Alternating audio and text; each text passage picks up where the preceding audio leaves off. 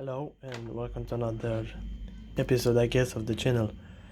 Because of the virus problems, there were many projects that I could do at the university. I'm going to just get in and do them. And there's also been the exam period. But now that the summer holiday started and I've done with all the exams, I thought about doing some videos about like basic circuit calculation and other formulas and methods to calculate circuits. More for myself, ready to like revise if I ever need to. But yeah, let's get started. So this one will be node analysis, and node analysis in my opinion is like the most useful and one of the most the easy ones to understand, to be honest, because there are a few simple steps. So let's say you have this circuit here. Well, the first step is to mark out the points.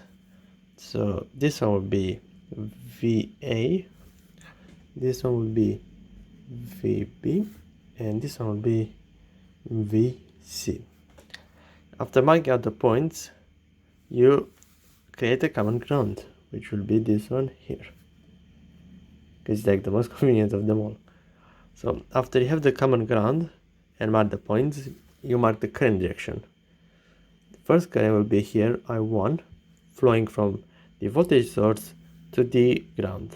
Then the second current will be here, I2, flowing from the ammeter, from the current source up to the ground. And the last one will be here, which will be I3, the combination of the currents to the ground. Now, to use method analysis, there are a few things that we need to apply about Kirchhoff's law first. One of them being this one, I1 plus I2 minus I3, it's equal with 0, because those two currents added together minus this one will give you 0. And why is this law applying? Well, because let's say you have a node here and a few wires here. Let's say you have one current coming in this direction, one current coming in this direction, and one current leaving in that direction. This formula basically says I1 and I2 are positive because they go inside the junction, but I3 is negative, it's minus I3, because those two currents are leaving the junction together. And this formula is true because what's leaving the junction will always be equal with what it's entering the junction. For example, if it was only I1 and I3, and then it goes like plus I1 and then minus I3 equals 0, that would still be true if there was no I2 in here, because the principle is that whatever enters the junction, it's also leaving the junction, and their difference will be equal to 0. Right. Another law that we need to know about Kirchhoff's, it's also the voltage is equal with current over R, but because we need the current, we rearrange this formula to current is equal with voltage over resistance, and this will come useful soon. Now, back to our circuit right here. So the very first step is to determine the nodes VA, VB, and VC. Well, in VA, it will be 100 volts. Why? Well, as you can see, between the voltage source and the node, there is 0 resistance. So this node here, this point here, will be equal with 100 volts. And the same applies for VC as well, because again, there is no resistance in between. Well, even if it was a resistor in between, it still be the same value of 10 amps because it's in series. But the idea is like VC, it will be equal, but this is voltage, and we don't really need the voltage, we need the current. So we can take the shortcut of just saying that I2 is equal with 10 amps. Why? Because it's going in only one direction, so it's in series. If there were like two resistors in parallel, then one of the resistors went to this point, then yeah, that would be different. But because it's only one resistor in series with the point VB, then we can assume it's only 10 amps for I2. Now, how do we calculate I1 only knowing VA over VA is equal with 100? Well, there's an interesting formula that we can apply here. So let's take in this section between the points VA and VB and where I1 is going through. We can apply the Kirchhoff formula I equal V over R, but with a small change to it. We will say V high minus V low over R. Basically, V high is the highest voltage value and V low is the lowest voltage value. Just a second, put the camera to focus. Okay, as you can, and we know that VA it's 100, so we'll assume this is the highest voltage value, 100, and then we take away the lowest voltage value, which we'll assume to be VB, and we then divide it by the resistance, which is 20. See, by just selecting out this section of the circuit, it makes it so much easier because we don't need to compare it with this resistor or this other source. We just take the section that we need and that's it. Just let me like focus the camera a bit. There you go. Hopefully it's a different phone, and yeah, I don't really like how it blurs everything anyway, but yeah. Now this will be equal with I1. So we know that I1 it's 100 volts minus VB over 20, and we know that I2 it's 10 amps from the current source. Well, if it wasn't the current source, if it was the voltage source, we'll apply the same formula as the one that we applied here, and we'll still get we'll get a result like this one here. So it doesn't really make a difference.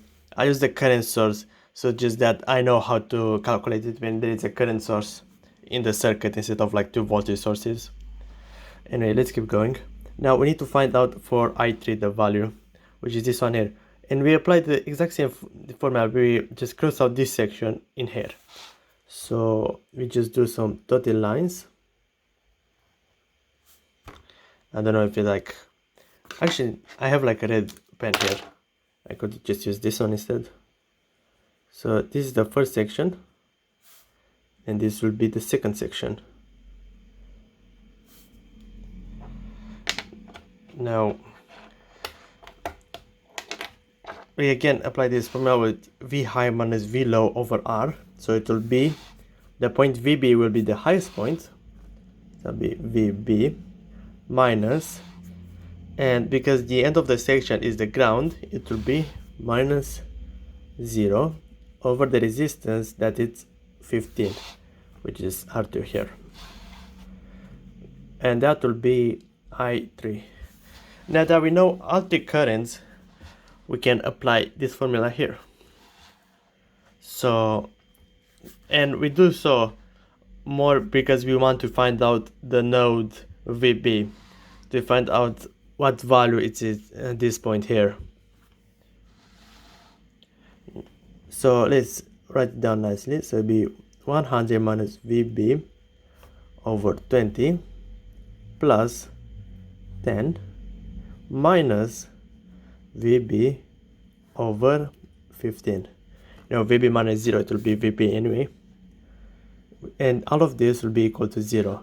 Now we need to make them the same values, so we'll multiply this one by 3 because the same value will be 60, this one by 60, and this one by 4.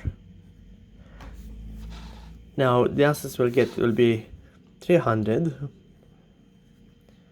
minus 3 VB over 60 plus 60 over 60 minus 4 VB over 60, and this one can also be easily written as 300 minus 3 VB plus 60 Oh no, wait, I'm sorry, this one is 600, not 60, sorry. 600 minus 4 VB. Now we'll just equal 0. Now we'll simplify it even further, so it will be 900 minus 7 VB equals 0. And then from this, my god, I should have chosen smaller values, to be honest. I think 10 amps is too much and 100 volts. I think I should have chosen only 1 amp maybe and 60 volts.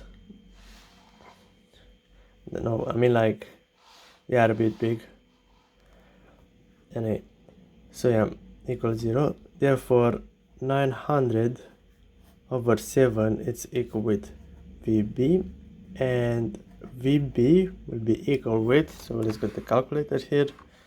900 divided by 7, that will give us 128.57.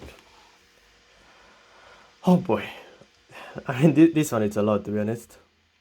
Now we know the node value VB, which is 128.57.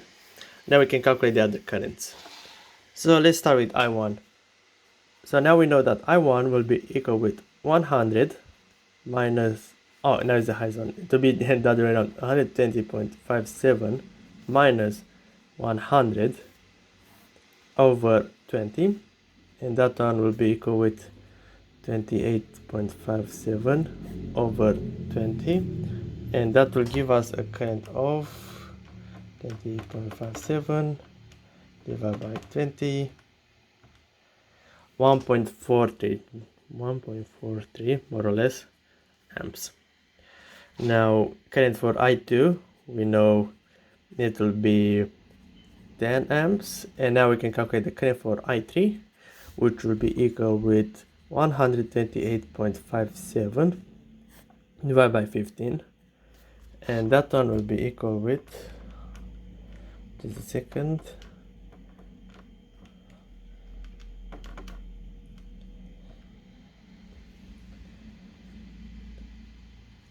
8.57. Something is wrong here.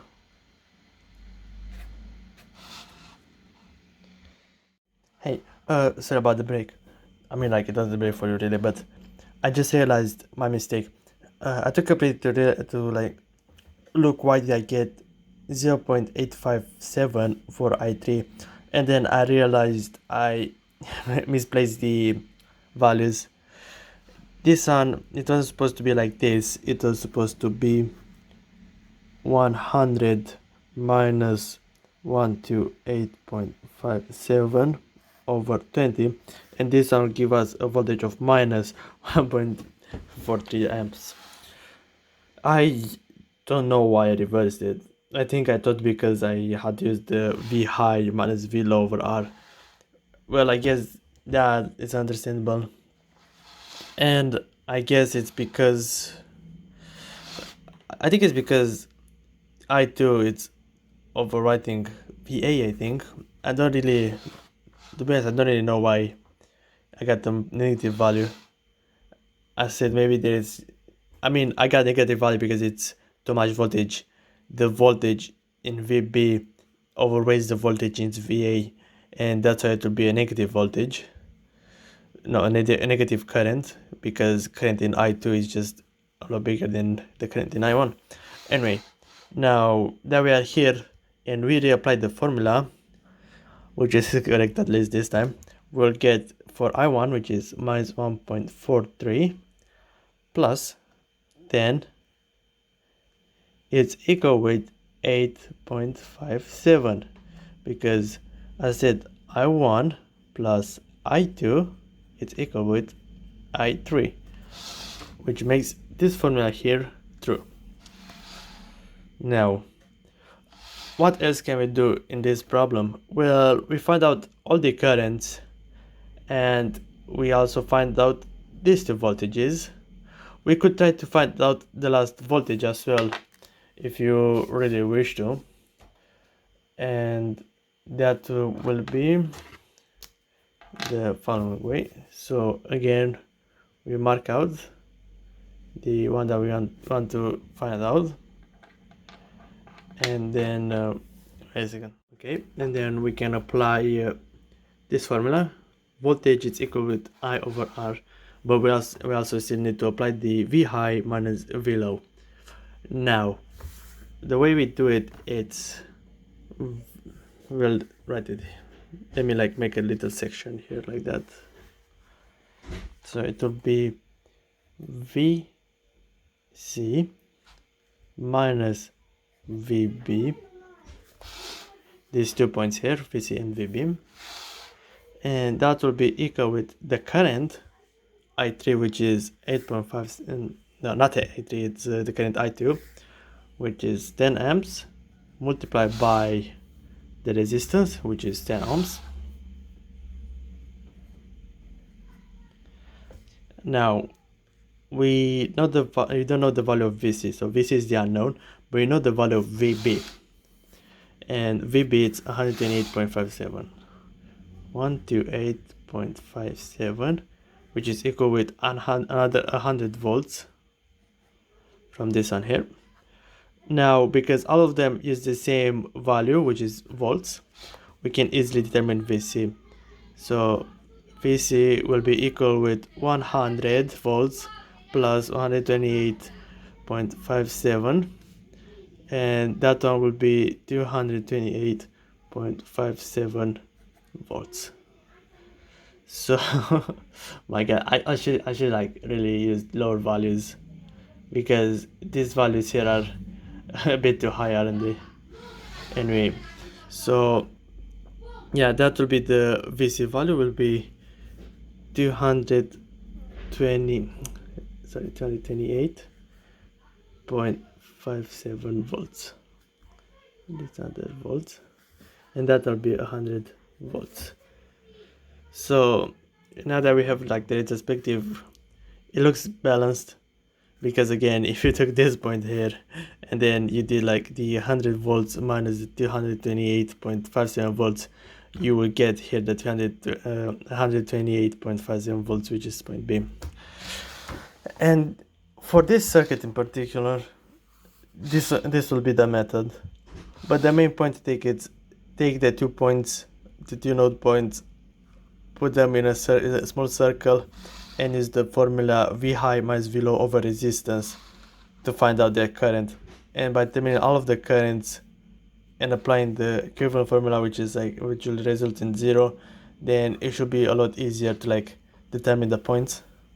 In other, I like this one more than mesh analysis, because it's just easier to like determine them, and also it's easier to like in different shapes of circuits as well. I mean, you can use this one in any circuit really, but mesh theory works only like on circuits that have a close point, like you can do the line on.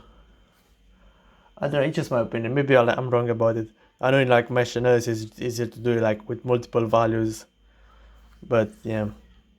Hello, and welcome back. Now this will be the second part of the video, and I changed a little bit the circuit. Don't worry, this time it's not in portrait mode. I saw in editing that when it is in portrait mode, then the screen will look weird, so yeah, it will look nice. Anyway, now on this problem it's a bit different, because now there are more values. There isn't just a straight line in the middle and only 3 currents. Now there'll be more currents and also more resistors, and therefore more nodes as a result. So let's get started with the very first step, which is placing a common ground. And our common ground will be here, because it's just easier. There's nothing, no resistance in this line, so you can keep going. Now the next step is to make the nodes. So this will be VA, this node here will be VB, this one will be VC, and this node here will be V and D. Good. So this was the second step. Now for our next step is to place the currents, and this will be a bit tricky because there are multiple ways. So from looking, we don't really care about node VA because it's only one current going in and out. But looking at VB, there will be a current I1 coming in, and coming out will be two currents, I2 and I3. I3 going out this way, I2 going out that way. And there we go to VC. In VC, I3 is coming inside, and also and this one will be I4, and this one will be I5. There are two currents coming inside. Why? Well, it's a current here from the voltage source coming in, and there's a current coming out. Now you will say this might be pretty simple, but how do we know the direction of this current I3? Well, we don't really, and that might sound strange because I3 can go in this direction as well, and I'll show you this with markers. First, let's see. The first route of current flow that can happen will be in this direction. It will start from the current, then let me like the equation like blow now. It'll start from the current, it will go here, and then it will go down. It might go in this direction and go down in that direction, which will make the current I3 direction of flow to be in this direction. But because there are two sources, there is a chance that this current from the voltage source to go up that way to VC, and then also go down and to go in the reverse way and down this way. And here's the problem: we aren't sure if I3 is coming in this direction, and that might be a problem when calculating for the circuit because it will give you the wrong value if it's misplaced. Well, I already know the answer for this one because this time I did the exercise before showing it to you to make sure like that I know how to do it. But if this exercise is new and if you see this circuit for the first time, then you wouldn't know the direction of I3 and you'll need to calculate it. So let's say if VP, this node here, it's bigger than VC, then this line here is predominant. So if the voltage inside VB is larger than the voltage inside VC, that means the electrical flow will follow the black arrow that is in this direction going down. I3 will go in this direction and then go this way. However, if VC instead is bigger than VB, then let me like get the red marker again, the arrow, and then predominant. Then this circle will follow the red arrows, and then the direction of I3 will be from point VC to point VB, which will be the opposite direction. Now, how can we determine which one is the predominant, which direction does the current flow? Well, you take the first circuit and compare it with the second circuit. So if we draw that here, there you go, this is the current source, this one is the resistor, this one is the other resistor, and we close it and we get 20 here, and we get 10 ohms here, and then we get the point VB here, and we need to calculate this segment here. So because we know this one is 10 amps, we can simply do 10 times 10 and that will give us 100 volts. So it's a potential of 100 volts in this point here VB. Now we need to do the same for VC. That will be plus minus, that will be 100 volts. there will be one resistor here, one resistor here. This will be again 20, and this one will be 8 ohms. You calculate the R total, which is be 20 plus 8, that will be 28 ohms, and the voltage 100, so that will be 100 here over 28. That will give us a current of 3.57 amps. So there's a current of 3.57 amps inside the circuit here. I didn't know the value because I calculated ahead of time. As I said, I tested to make sure that I'm placing the right current direction. Anyway, and now we just multiply it. So this point here is VC. We just multiply 8 by the value 3.75. So we do 8 times 3.57, and that one, I'm sorry, and that one will give us 71.4 volts potential. And as you can see, the 100 voltage from VB, it's bigger than VC, which means the current will flow the black arrow instead of the red one. And that means that my placement of I3 with the direction in this way is the correct placement, because these two are now invalid. Okay, now that we know the current flow, we can do the problem properly and solve it. So we can draw a little circuit here, and we can see this is I1, and this is I2, and this is I3, and we can derive the formula from it, which will be I1 is positive because it goes inside the junction, and then there go, it's focus, and then I2 and I3 will be negatives, minus I2 minus I3, because these two are leaving the junction from the first exercise here, from the first dot here, VB. That means they will be equal to 0. Good. Now we know I1 is equal to 10 because we know this current here, it's equal with the current source from here, because it's only one resistor and there is nothing in parallel between them. So I1, it's equal to 10.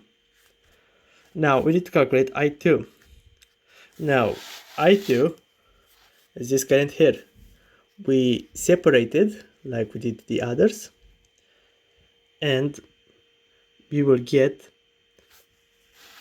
voltage VB, this dot here, and then the end dot, which will be this one here, that is connected to the ground.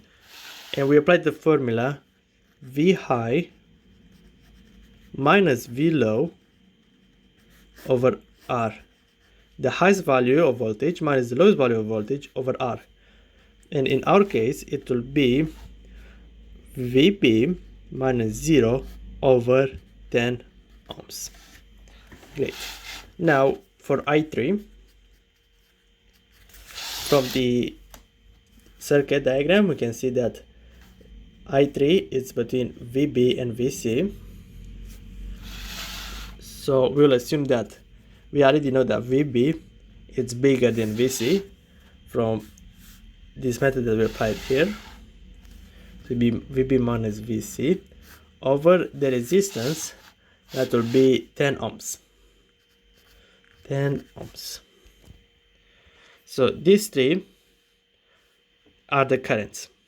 Now we just rewrite it, so it'll be 10 minus VB over 10 minus VB minus VC over 10, and this one comes in bracket because there's a minus, and we multiply this 10 by 10, so we do this one by 10 to make it have the common factor.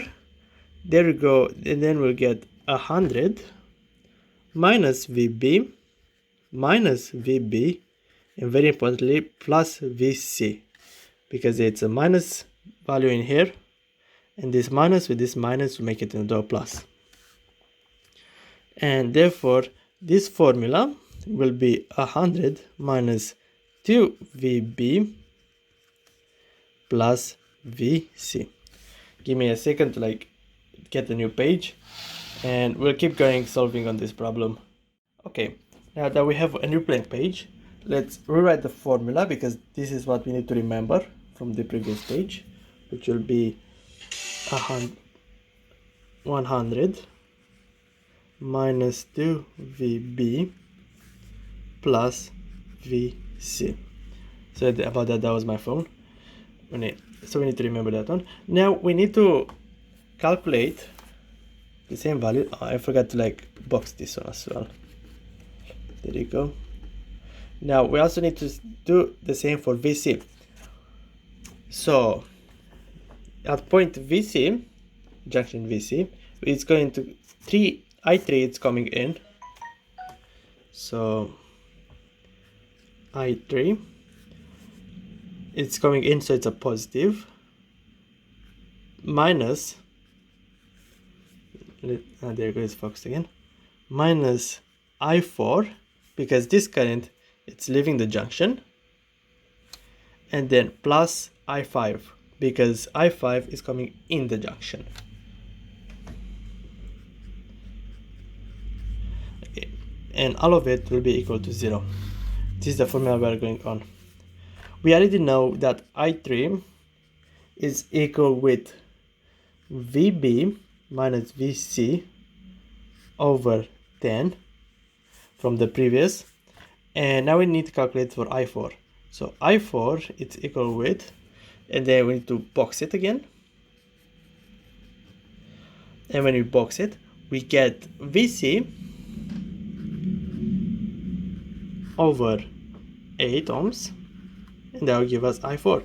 And now for I5, it's equal with, we need to point VD, but we know that VD, it's 100 volts, because there is no resistance between those 2 points, between the source and the node.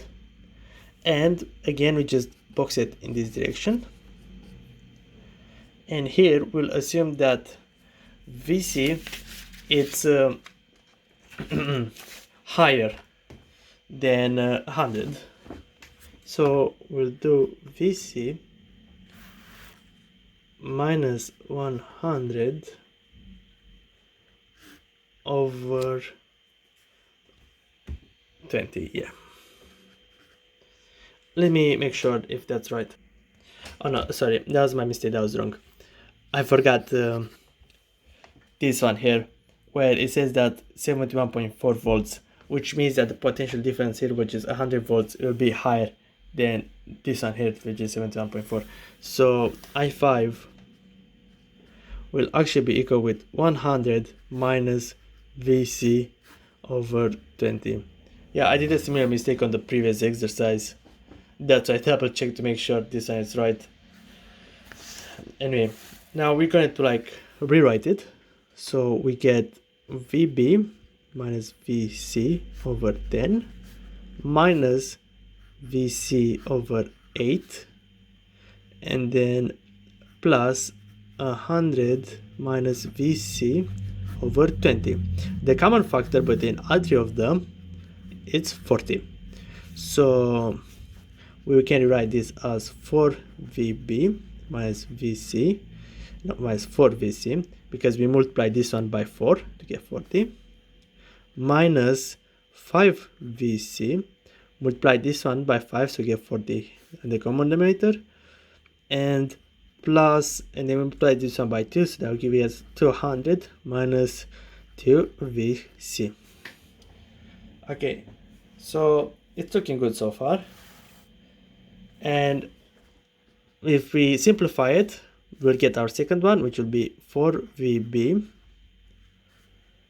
minus this, minus this, minus this. So there'll be minus 11VC plus 200. So now we can put them together. So this one will be the first one, and then that will be the second equation. And the first equation will be minus 2VB plus VC plus 100, and they both equal 0. Now let's eliminate VB from this equation. So we multiply this equation by 2, and then here we'll get 4VB minus 11VC plus 200 equals 0. and then this one will be minus 4 VB plus 2 VC plus 200 equals 0. We'll add up both of them together, so these ones cancel each other, and we are left with 9 VC plus 400, no, minus 9 VC, there's again almost another mistake, 0. Therefore, VC is equal with 400 over 9. Okay, now getting the calculator, we calculate, because I didn't calculate so far ahead of myself. I said I just calculate the currents to make sure I place in the right currents, which is equal with 400, which is equal with 44.4 volts, equal 44.4 volts. So VC is 44.4 volts. Now we can write it here, 44.4 volts. Good. Now VB should be higher than VC because the current flow is in this direction. So now we will calculate the value of VB. Minus 2 VB plus 44 point, come on, focus. The focuses? Yeah, there goes focus now.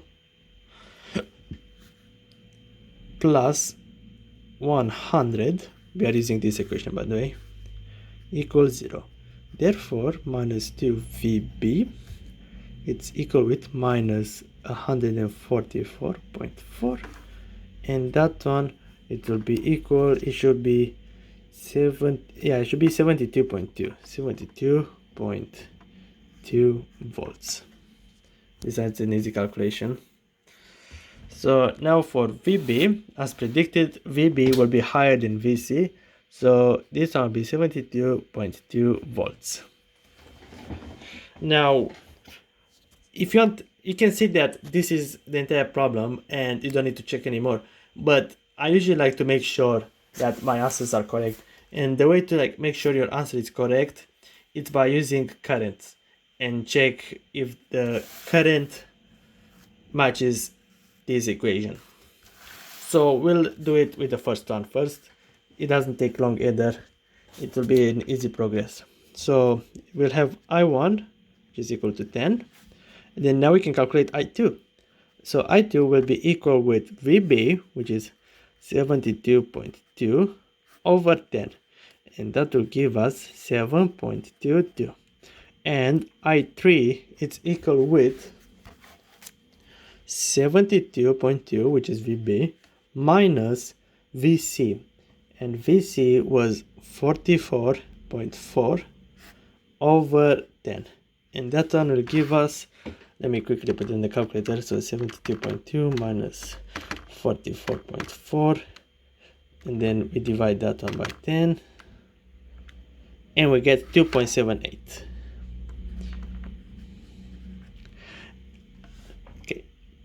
And look at that.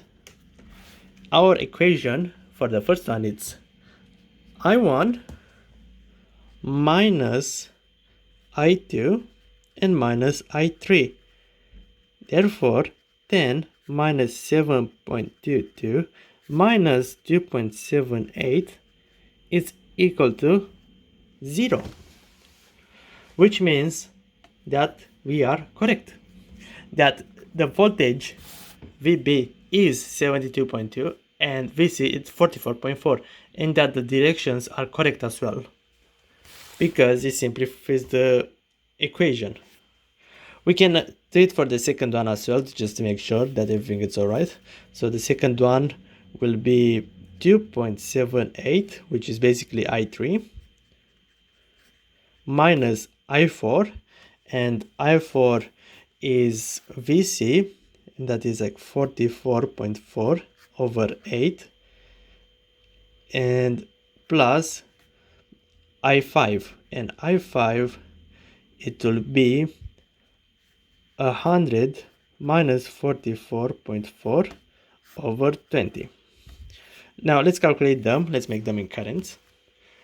See the values, so 44.4 divided by 8, that will give us 5.55, so 2.78 minus 5.55 plus, and now we do 100 minus 44.4 divided by 20. That gives us something is wrong. Okay, and now divide by 20.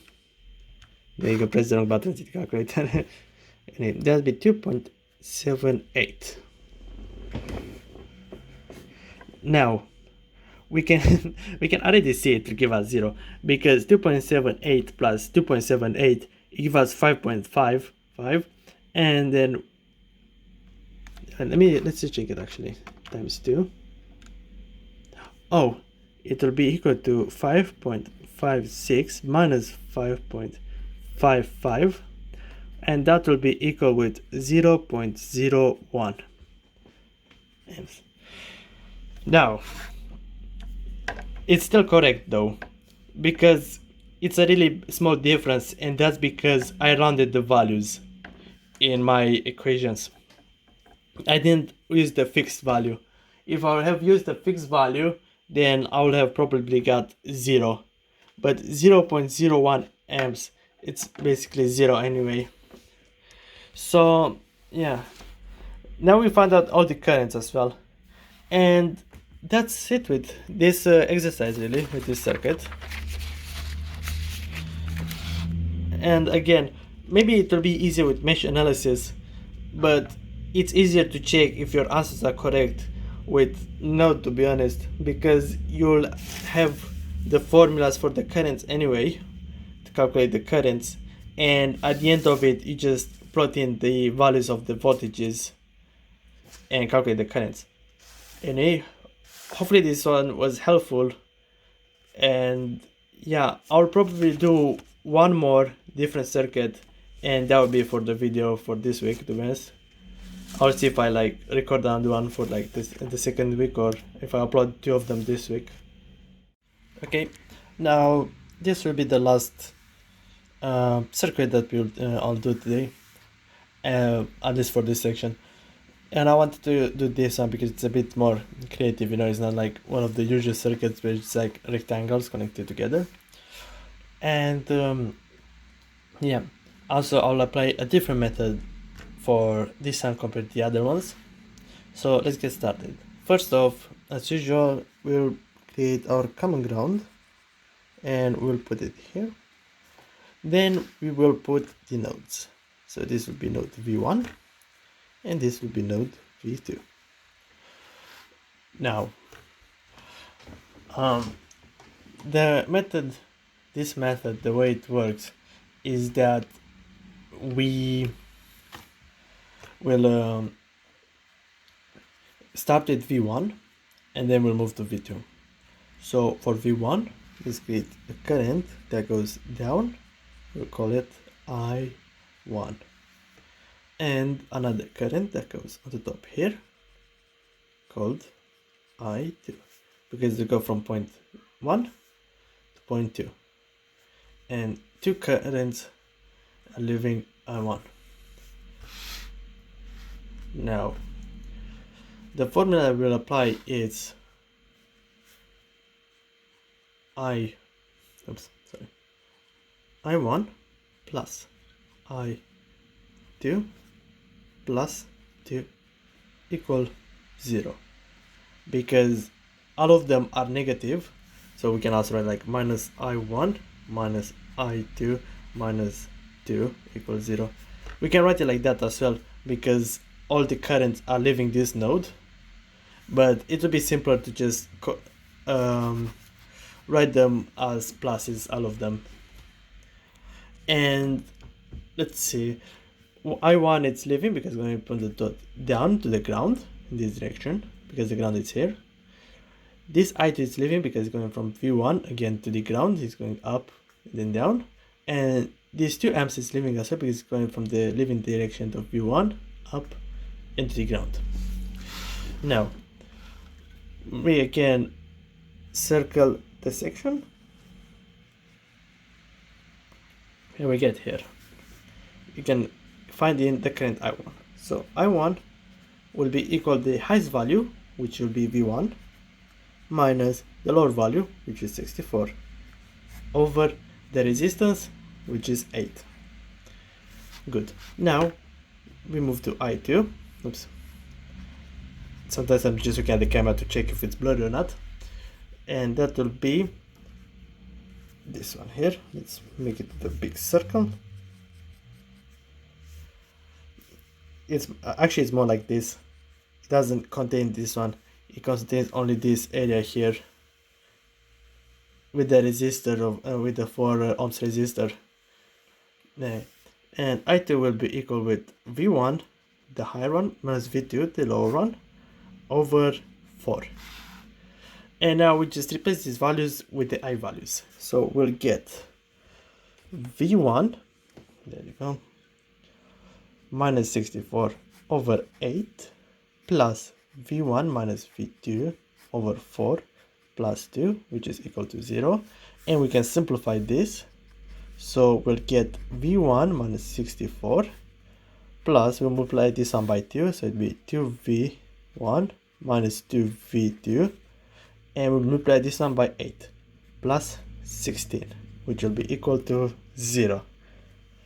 Now we can simplify it, so this will be 3V1, then this one will be minus 2V2, and 64 plus 16, was that like 36, isn't it? Let me check. 64, no, it's not 36, minus 16, it's 48, yeah, plus 40, oh no, minus 48, which is equal to 0, because again this is a negative value and this one is supposed to be minus. So this will be the first formula that we need to remember. Now let's go for the second one, and this one will be from this point here, for V2. So we'll have like I3, and we also have this way I2. Now you observe that the direction of I2, it's in the reverse direction compared to V2. Well, this is because, as I said, is the different method. In the previous circuit we used how is it called, we calculated the potential between the 2 points to make sure that what direction the current flows. This method doesn't use that principle. It uses both currents, and then it will still give you the right result even though they are going in different directions. And this is because all currents are leaving the same point. But this is a little bit different, because again we will get minus I2 minus I3, but this time plus 2, because the current of 2 amps now it's coming inside V2. For the sake of making this equation a bit simpler, we can change it to I2, we just reverse it, plus I3 minus 2, which is equal to 0. Now let's find out. In current I2, it will be equal with voltage V2 and the point here at the ground. Because there is no voltage sources in between, it will simply be V2 over 4. No, 10. Because it's 10 ohms here. Now we'll do plus, and I3, no, never mind, not plus. We just write I3, it's equal with, and then we have the point V2 and the point V1. And again, in this formula, because we don't have one direction, we can use the 2 directions. Instead of using the highest value, instead of assuming that the highest value is V1, we'll assume that the highest value now is V2. So instead of being V1 minus V2, now it's V2 minus V1 over 4. And then it will be minus, and then yeah, it will be the minus 2, because that's the amperage. Now we rewrite the formula as V2 over 10 plus V2 minus V1 over 4 minus 2 equals 0. Therefore, now we can multiply this one by 2, so that will be 2v2. This one by 5, so that will be plus 5v2 minus 5v1. And this one by 20, which will be minus 40. And we're going to like simplify this further. So when we simplify it further, we will get let's try dynasty minus 5v1 plus 7v2 minus 40. Great, equals 0. So now we have the second formula as well, and now we just need to differentiate them, and that should be the last step really. It will be minus 5v1 plus 7v2 minus 40, and this will be 3v1 minus 2v2 minus 48. We multiply this one by 3, we multiply this one by 5, and together they will be 15v1 with a minus plus 21v2 minus 120, and this one will be 15v1 minus 10v2 minus let's see, 48 times 5, 240. Okay, minus 240. Okay, and together we simplify it, so these two cancel out. This one plus this one, it will be 11v2, and those two added together will be minus 360. Therefore v2 is equal to 360 over 11, which will be equal with 360 divided by 11, 32.72 volts. Great. Oh no, actually it's 73 because it's reoccurring, 73 volts. So now we found the value for V2. This is V2. Okay, now let's find the value for V1.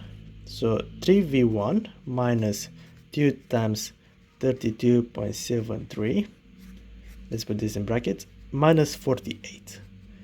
Therefore 3V1 it's equal with 2 times 32.73, and that one will be 65.46 minus 48, and that one will be 17 point, no, oh sorry, I did the wrong calculation, I forgot the minus again, sorry. 2 times 32.73, okay, and then they'll give us that answer, and we'll add it with the value of 48. There you go, and we get 113.46. That one looks a bit more right.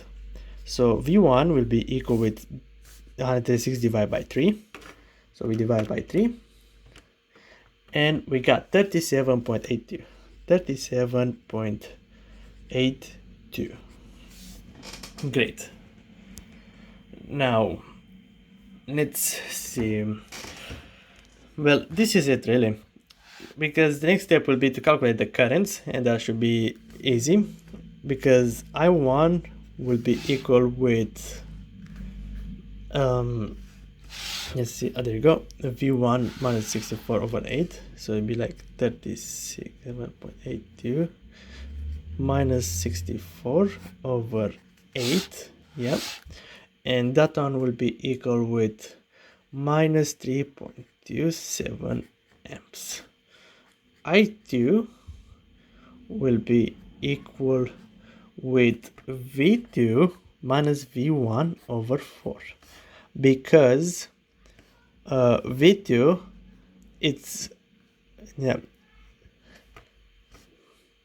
okay, because V2 is the predominant direction, because the current will flow this way. So we'll use V2 minus V1 over 4, and that one will be equal with minus 1.27 amps. And the last one, which is I3, is equal with V2 over 10. Therefore, it's equal with, oops, not this one. Therefore it's equal with 3.27a. For the current, I had the results from before to make sure like they are right. Anyway, so yeah, this is for this circuit here.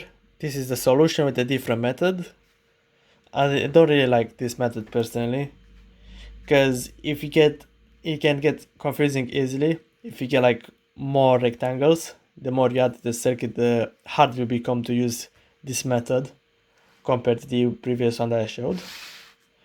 But it's working, and I wanted to present this method as well.